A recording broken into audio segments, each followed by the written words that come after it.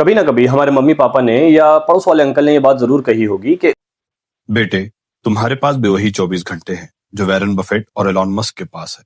अगर वो कर सकते हैं तो तुम क्यों नहीं कर सकते? अंकल को लगता है कि टाइम मैनेजमेंट एक आर्ट है, आर्ट। लेकिन ये साइंस है, क्योंकि अंकल को ये नहीं पता कि वॉरेन बफेट और एलॉन मस्क के पास पूरी एक टीम होती है जो उनका टाइम और एनर्जी दोनों मैनेज करती है। उन्हें सुबह उठ के ये नहीं सोचना पड़ता कि आज नाश्ते में क्या खाना है या बिजली का बिल कब भरना है। और आप ये जंग अकेले लड़ रहे हो। टाइम लिमिटेड है, आप 24 का 25 घंटा नहीं कर सकते, लेकिन एनर्जी रिन्यूएबल है। अगर आप अपने एनर्जी को सही ढंग से मैनेज कर पाए तो आप 4 घंटे में वो काम कर सकते हो जो लोग 12 घंटे में भी नहीं कर पाते हैं। आज के इस वीडियो में हम लोग बात करेंगे कि कैसे आप अपनी एनर्जी को सही ढंग से मैनेज कर सकते हैं।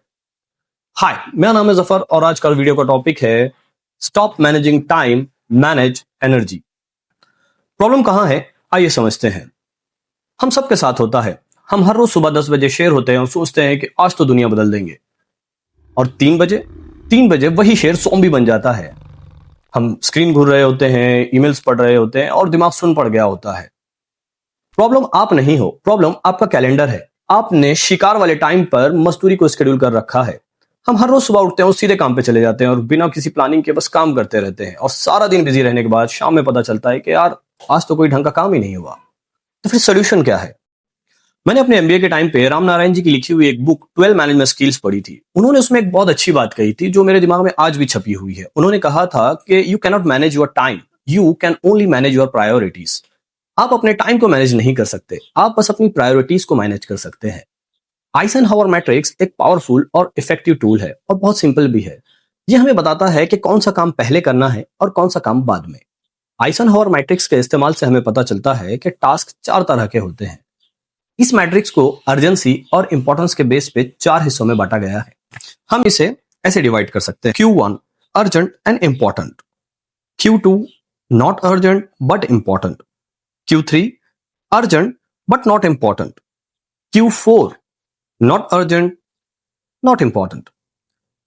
अब Q1 की बात करें, अर्जेंट और इंपॉर्टेंट है, मतलब ये ऐसा है कि इसे अभी करना है। ऐसे काम जो क्रिटिकल है जैसे डेडलाइंस या कोई इमरजेंसी, ये ऐसा है जैसे आग लगी हुई है और इसे अभी बुझाना है। यानी कि इसमें वही काम रहेंगे जो बहुत अर्जेंट और बहुत इंपॉर्टेंट है और इसे करना ही है किसी भी हाल में।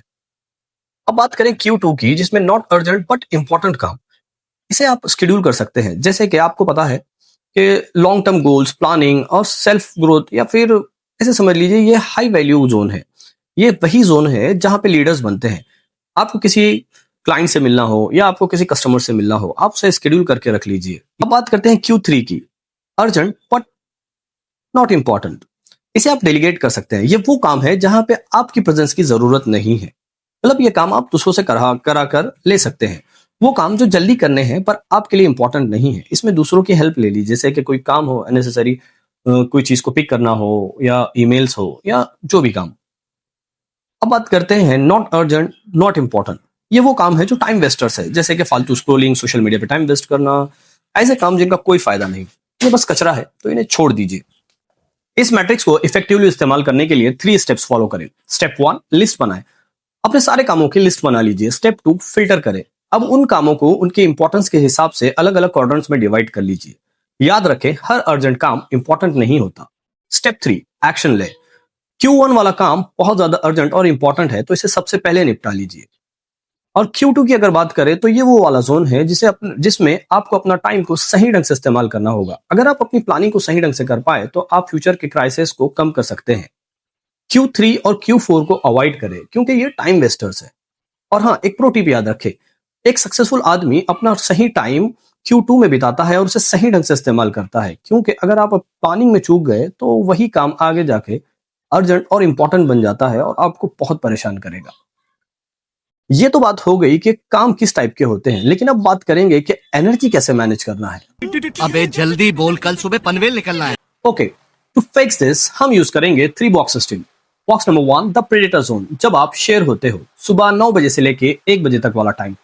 बॉक्स नंबर 1 है आपका शिकार वाला मोड। सुबह के पहले 3-4 घंटे हमारी एनर्जी बहुत ज्यादा हाई होती है, तो प्लीज प्लीज प्लीज इस वक्त एक्सेल शीट भरने मत बैठ जाना या कोई एडमिन वाला काम लेकर मत बैठ जाना।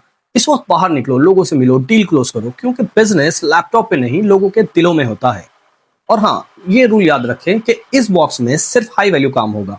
नो व्हाट्सएप, ना किसी को फोन लगा के हालचाल पूछने बैठ जाना, और ना सोशल मीडिया पे स्क्रोलिंग करना। अपना फोन डीएनडी पे रखो, और ये बात याद रखो कि शेर शिकार करते वक्त इंस्टाग्राम नहीं चेक करता।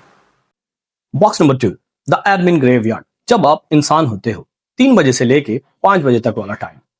लंच के बाद हम सब स्लो हो जाते हैं, कोई बात नहीं। यह टाइम है बॉक्स नंबर 2 का, यानी कि एडमिन वर्क का। जो भी बोरिंग काम हो, जैसे एक्सेल शीट भरना, ईमेल्स लिखना, रिपोर्ट्स, कॉल्स या planning for the next day, वो सारे काम इस वक्त करिए। इसे लेजी होना नहीं कहते, इसे स्मार्ट होना कहते हैं। क्योंकि ईमेल टाइप करने या एक्सेल शीट भरने के लिए आपको शार्प बॉडी की जरूरत नहीं है, आपकी थकी हुई बॉडी भी इसे कर सकती है। Box number 3, the family zone. जब आप एक पति, पिता, बेटा, भाई या दोस्त हो, ये इवनिंग टाइम है। बॉक्स नंबर 3 सबसे इंपॉर्टेंट है, इसे आप रिकवरी समझ लीजिए। अगर आप घर जाकर भी अपने दिमाग में ईमेल्स लिख रहे हो, तो कल सुबह आप शेर बनकर नहीं उठोगे। अपने दिमाग को स्विच ऑफ करना सीखें, ताकि कल जब आप उठो तो फिर से शिकार कर सको। अपने काम पर फोकस करिए, ज्यादा स्ट्रेस लेने की जरूरत नहीं है। जो काम जब जरूरी है तभी करिएगा। जिंदगी बहुत छोटी है बिजी रहने के लिए। प्रोडक्टिव बनिए ताकि वक्त बचा सके उन कामों के लिए जो वाकई मैटर करती हो। कमेंट सेक्शन में बताइए कि आपका ज़ॉम्बी टाइम कौन सा है, 3 बजे या 4 बजे। मुझे तो 4 बजे ब्लैक कॉफी की जरूरत पड़ जाती है जिंदा रहने के लिए।